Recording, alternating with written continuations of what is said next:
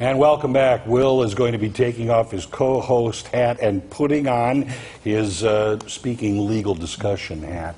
Thanks for joining us. Hey, glad to be here. Yes, this is your strong suit, your wheelhouse. There we go. All right, you ready for the question? I'm ready. Okay, here we go. My son was arrested and held in jail with a $10,000 bail. We asked the judge to lower it, and he refused and said he was appointing a public defender. We bailed him out of jail, and now the judge says he can't have a public defender, and he has to hire his own lawyer. We don't have any money for a lawyer after paying the bail, and the judge still won't give him a public defender, even though he said he would. Okay, here's... what do you think, Tom?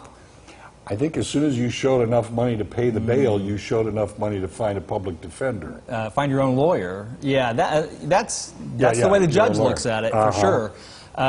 Yeah, this is actually a really common story. We run into it all the time. You know, I spent a few years as a prosecutor before I became a private attorney. Right. And all the time. And in my opinion, I think it's an honest mistake people make. I mean, a loved one is in jail. They're going to be in there for a while. You want them out now. You want them out. Right. You want them out. And so you scrape up the money that you've got and you post that bail. Usually you pay a bondsman some percentage of what that bail is. So normally it's about 10%. So something like this, they probably spent $1,000 on a bondsman, and that's the bondsman's fee.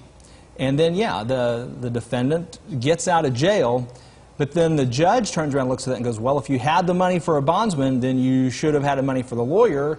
And even when the defendant and their family come back in and say, well, Judge, that's all the money we had, the judge is going to say, then you should have spent it on the lawyer, not on the bail bondsman. Ah. Right, because while you have a right to bail, while you have a right to a bail bondsman, and you have a right to counsel as well, sure. The right to counsel takes preeminence over all of that. So you have to have that counsel.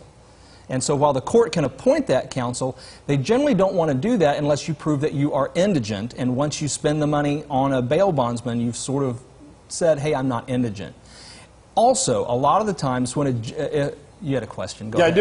I do. It's like, you know, the judge originally said they were going to appoint. So obviously, I mean, maybe not obviously, but to me, it seems as though the judge was basing that on something. Right. Okay. Now, if you scrape together $1,000 or $2,000 or whatever it might be, and then you give it to someone, that doesn't make you any less indigent. Right. Now, I totally understand that perspective. The way the judges look at it is, if you're in jail, that's prima facie evidence, essentially, that you are indigent. If you had the money to get out, you might do that. Okay. So if you're in jail, you're going to get a public defender. Okay. But if you spend the money, if you've got money to spend, the judges and the judicial system says you need to spend that on your lawyer before you make us pay for the lawyer for you. You don't have to get out of jail. You don't have to have a bail bondsman, but you have to have a lawyer, so you need to spend your money on a lawyer. Also, and this is why I always encourage family and friends to come and talk to us, talk to a lawyer before they post a bail bond, is oftentimes if a private attorney in particular will go into court, file an entry of appearance, say, I'm representing this person, and then file a motion for bond reduction, many times the judges are going to grant that bond reduction. And in a lot of cases, sometimes they'll grant a bond reduction in an amount that's significant enough, it can almost save you enough money to pay your attorney's fee, or at least the first portion of it.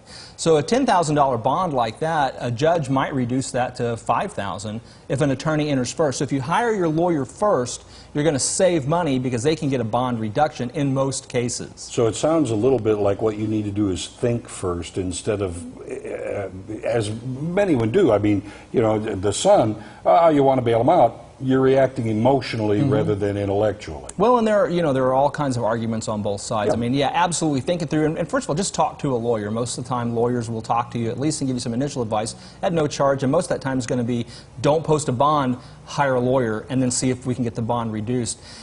You know, you hear the other side of that too, which is, well, I could hire my own lawyer if I wasn't in jail because then I could work.